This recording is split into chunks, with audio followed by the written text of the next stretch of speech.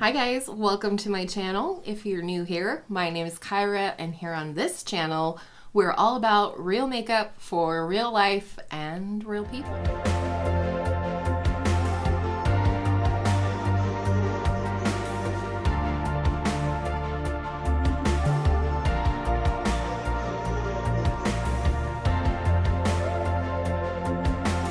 So here we are today at the end of another month. So we're going to talk about some of my top products from the month, bottom products, a few things that are getting decluttered, shop my stash standouts, favorite video of the month, and some shenanigans in between. So let's get started. In the top this month, I don't normally do this, but this is 100% truth, and that is I am in love with the Ulta Beauty Matte Cream Eyeshadow Formula.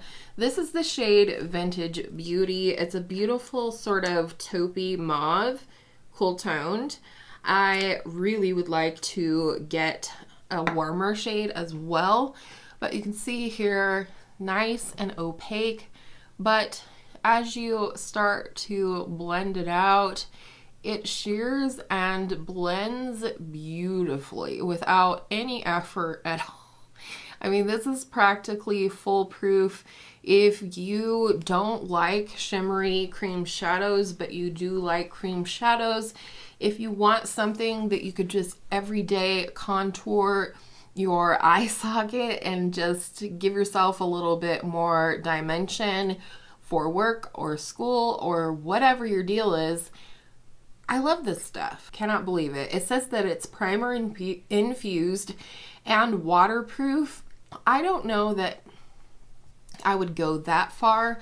The first day that I wore this, I did not wear my Fenty Beauty eye primer underneath as I normally do with all eyeshadow, and it did crease on me, but I also have extremely oily eyelids, and I really need to put a very waxy and sticky base between my eyelid and any eyeshadows. The second time that I used this, I used it over the primer, and it was beautiful all day long. It accepts other powder shadows on top of it, as well as shimmers, of course. And I just couldn't be more happy about this purchase this month. This came on the recommendation of Amanda Z here on YouTube, and I talked about her in my last month in review, September, which I can link down below. She is the queen of creams as far as I'm concerned, and especially cream eyeshadows. So if you need any more recommendations, I will link her down below. And actually, this next product is a recommendation from Amanda as well, and it's the Chapstick Total Hydration Vitamin Enriched Tinted Lip Oil. I have the shade Blushed Bronze, but I would happily buy any shade that I could find. I just picked this up on my recent trip to Nebraska. I just wanted something a little bit easier to apply, a little bit more nourishing than some of the products that I had brought along. And this is amazeballs. I'm going to apply a little bit for you. Not that you'll really be able to see much. Also swatch it for you here so you can see the color. And it's very sheer once you apply it to your lips. And I don't know what it's going to do in terms of color. Putting it on top of my existing lip color, which happens to be the e.l.f. Hydrating Core Lip Shine in the shade Ecstatic. Very similar to Clinique Black Honey, which seems to be all the rage again. I love that stuff. I've been through multiple tubes of Black Honey over the years. Anyhoozle, this has a fruity scent, so I'll say that first and foremost, in case that is not your bag. But I don't mind it. It's not obnoxious. It doesn't taste or smell like fruit and chemicals. It almost reminds me of like a fruity gum that I must have chewed as a childhood because it brings those memories forward. But it is cushy. It is not oily. That's the thing about lip oils that I don't like. I don't like that sort of dry oil, just like you put olive oil on your lips or coconut oil on your lips.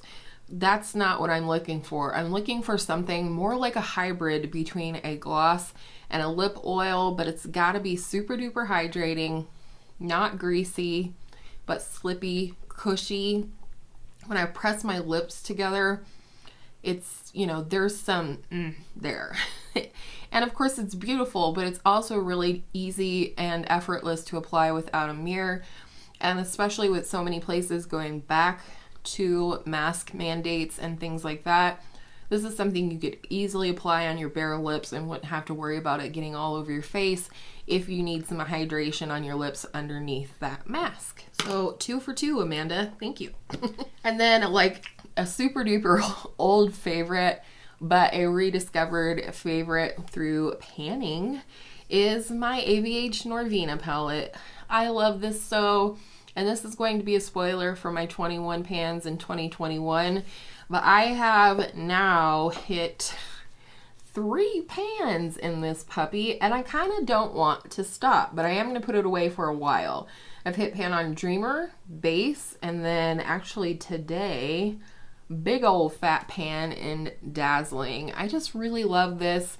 These are my tones, a little bit grayed out or dusty tones, very 1960s and 70s inspired tones. There really isn't one shade in this palette that is either a dud or that I wouldn't use. So I just wanted to say I still love this palette. I have enjoyed panning it immensely, and I'm kind of sad to be putting it away.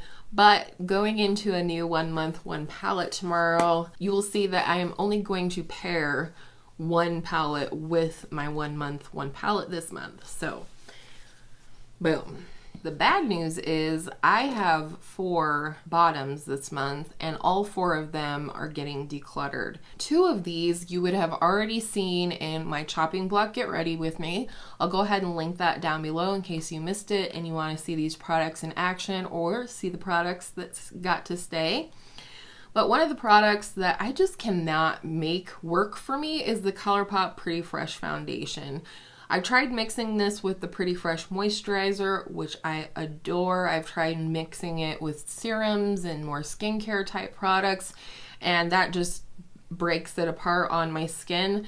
This is just not something that's meant for me. I'm not saying it's a bad foundation. I do think it works for some people, and I know quite a few people that like love this product. But for me, I have enlarged pores, I have oily skin. This just sits on top of my skin like a mask of makeup, and I'm not interested in that, so it's gotta go. The other product from that video that sadly I am letting go is the Ofra by Samantha March River Bronzer Duo. Mine looks different because one of you geniuses out there suggested that I repress this bronzer with the shimmer and the matte side mixed together because the shimmery side is too shimmery by itself. Watch that video for more info, but look at the amount of kick up in here. And that's just dipping my brush into there one time. I just can't get behind this bronzer. I love Samantha. I like the blush, love the highlighter. This has always been a problem child for me, and it's gotta go. The 2 products I haven't talked about yet that are both leaving my collection are, 1, the ColourPop Light Stix in the shade Bullseye. I love the shade Earth, and the things I'm about to say about Bullseye do not apply to that stick. I had heard at some point that they were talking about discontinuing the light sticks, but then they just came out with new duos for the Copper collection with a blush and a highlight, so I don't know what that's about. Anyway, the problem with this one is, 1, it's a little more yellowy gold than what I would like, but that is kind of what I was looking for. The problem with this one is that there is a ton of glitter in here. I don't know that you'll be able to see it in a concentrated swatch, but I'm gonna try and blend it out as much as possible, which is, you know, how I would wear it on my skin. Maybe you'll be able to see the glitter in there. It's just too much. I mean, and obviously it's too dark even on the back of my hand, so on my face I think it would definitely be too dark, but the glitter is a no-go. No-go for Kyra. I'm not saying I'm old, but I feel like I'm too old for the whole glitter thing. And yeah, some highlighters I have a little bit of glitter in them, but not like that one. So unfortunately, that was a waste of money for me. These are the e.l.f. Mint Melt Lip Plumping Glosses. This is the shade Mint Sprinkle. Yes, we can see that there's a ton of glitter in there. So I will preface what I'm about to say with, yes, I can see the glitter. However, this is the most insane amount of glitter I have ever seen. I put it on my lips one time and I was like, no way, Jose. Different shade I think would be fine because I do like the formula well enough. It's a little sticky, but this is just chock full of glitter and I can't with this. I don't know if anyone else is even going to want to try this or anything. I just, you know, what a waste of money. It was an impulse purchase. It happens at Walmart sometimes, and that's what this was, and I'm just not a fan. Also, speaking of not a fan, I have one Shop My Stash standout this month, and it also is going to be decluttered.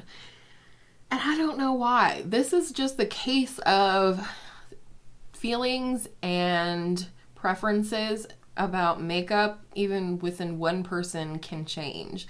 I used to love this lip product. It's the Marc Marc Liquid Lip Crayon. It's supposed to be like a liquid lipstick, but in a crayon form. And that's exactly what the formula feels like. And I do really like the color, even though it's kind of like a metallic color. It's just a beautiful, like, orchidy purple color. But the last time I put this on my lips, and maybe it's just because I'm a little older now, again, preferences change, but this stuff is so pigmented. And I don't know, I don't see me wearing it like this in a shared out capacity, because like this, it kind of looks like Barbie lipstick to me, which, hey, if that's your jam, I'm excited for you. But for me, I don't know why I don't like it anymore, but it just looked, you know, the lip line looked really rough. It's so very melty as well that it just, I don't know, just not a product for me anymore. They are discontinued. You can't buy them anymore anyways, but I just thought I would mention it. It was in my Shop My Stash last month, but it is being I don't want to say discluttered, but it's being decluttered this month. I didn't have a new favorite creator this month, but hopefully I will next month, because I love finding new folks to watch here on YouTube. And, you know, but I just don't force things like this. Like, it happens when it happens. But I did have a favorite video that I filmed this month, and I was so excited with how well not only the video was received, but my posts on Instagram, which I can link down below, they got a resounding amount of excitement as well. And that was creating a custom fall palette from my NATASHA DENONA mid-size eyeshadow palettes. So I popped out all of the shadows. If you didn't know, these little holes on the back of the NATASHA DENONA large and middle size palettes, you can poke something in here. I use a paper clip. They're very easy to pop out. I tend to do it over like a towel or a washcloth on my desk here, just to protect the shadows should they fall. I created this palette and I was so happy that you guys ended up liking it, liking the video, but more than that, you liked the palette. Over on Instagram, I had multiple people ask me where they could buy it, to which I said, NATASHA DENONA, hire me. But, you know, it's just been all in good fun. I definitely want to do the same type of project with my large NATASHA DENONA palettes, mix things up a little bit, because two of mine get a fair amount of use, which would be the Trio Chrome and the Biba palette, but my Lila and Gold palettes have not got as much love lately as they deserve, so I definitely want to do this project again. I also loved some of the names that you guys came up with. One person suggested Autumn Solstice, another suggested the Cornucopia palette, but I just think that it was just so wonderful to have you guys support me in that way, so thank you very much.